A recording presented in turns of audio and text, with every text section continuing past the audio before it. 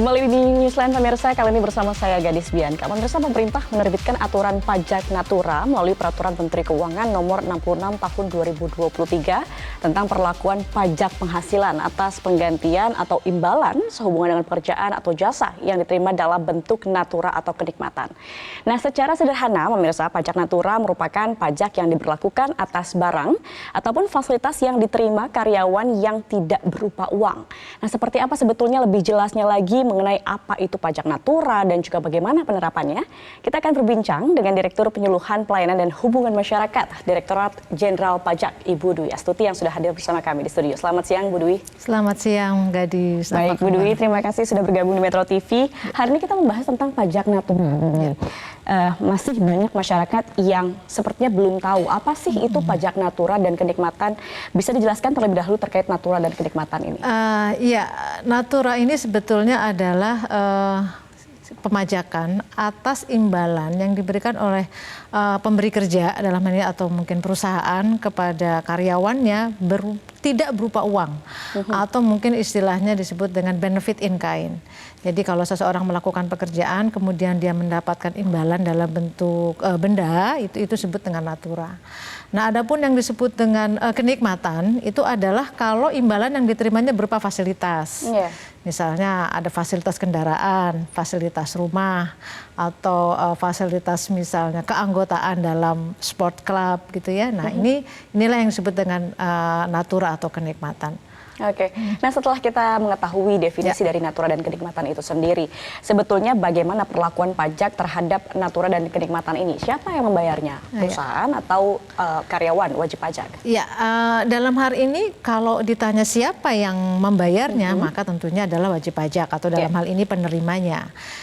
Tetapi mungkin yang perlu ditekankan adalah bahwa pengenaan pajak atas natura atau kenikmatan ini sebetulnya bukan hal yang baru. Artinya yang diatur dalam PMK 66 ini atau Keputusan Menteri Keuangan Nomor 66 ini bukan hal yang baru.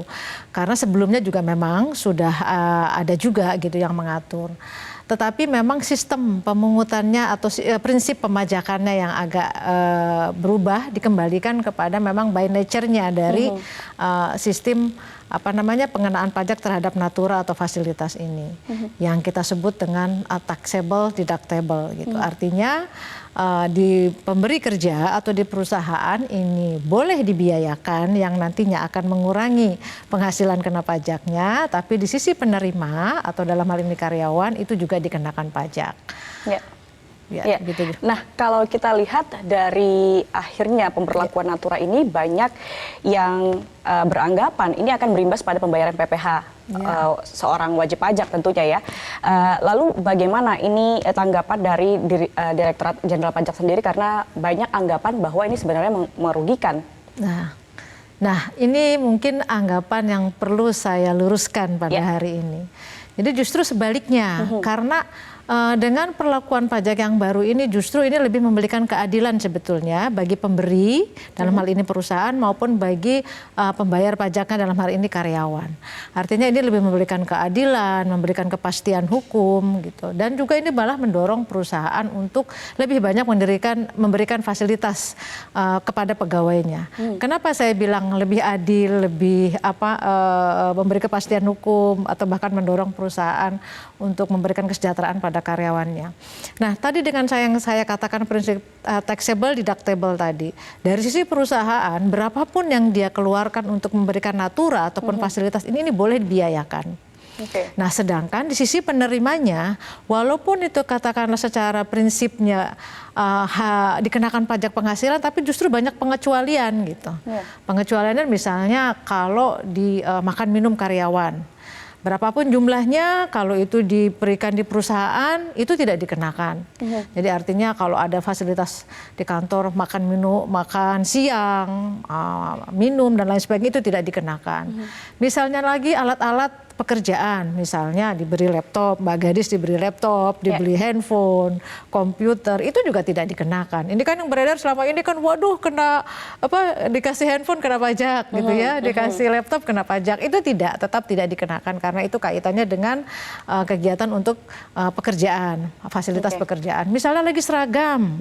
Metro TV pakai seragam, itu dikenakan, oh tentu tidak juga gitu ya. Nah ini jadi memang ada hal-hal yang memang perlu diklarifikasi sebetulnya, bahwa tidak semua yang berupa fasilitas atau kenikmatan itu dikenakan pajak. Ada pengecualiannya, walaupun prinsip tadi taxable deductible-nya itu diimplementasikan gitu. Nanti kita akan bahas lagi lebih lanjut mengenai pengecualian apa saja yang diperlakukan dalam pajak natura ini sebetulnya ya.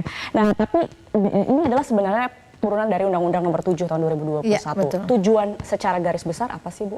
Nah, itu tadi yang ingin saya katakan adalah sebetulnya ini memberikan keadilan sebetulnya.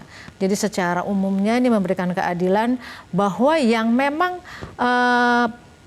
orang gitu ya yang memiliki penghasilan yang tinggi itu tentu saja kontribusinya juga lebih besar kepada negara dalam pembayaran pajaknya. Nah, sedangkan bagi orang-orang yang memang penghasilannya menengah ke bawah atau kecil gitu, bahkan ya memang kalau perlu tidak dikenakan pajak gitu. Jadi intinya memberikan keadilan seperti itu.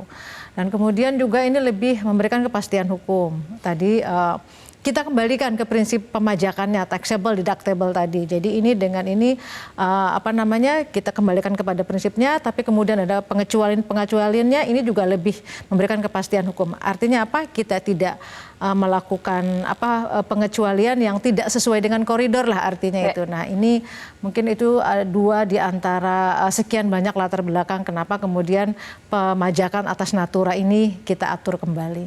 Oke, ini dia yang kemudian harus disampaikan ke masyarakat bahwa jangan khawatir, pajak natura ini dan juga pajak kenikmatan ini hanya berlaku untuk wajib pajak yang memang penghasilan tinggi dan mendapatkan fasilitas yang lebih.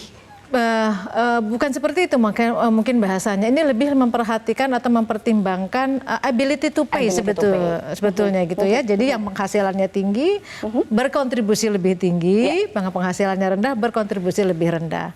Jadi ini disesuaikan dengan kemampuan seseorang dalam membayar pajak. Mungkin lebih tepatnya seperti itu. Oke, itu yang kita harapkan. Nah, nanti kita bahas untuk pengecualian apa saja yang kemudian diterapkan untuk pajak natura ini. Kita tahan dulu, pemirsa. Jangan kemana-mana, tetap bersama kami. Jelajahi cara baru mendapatkan informasi. Download Metro TV Extend sekarang.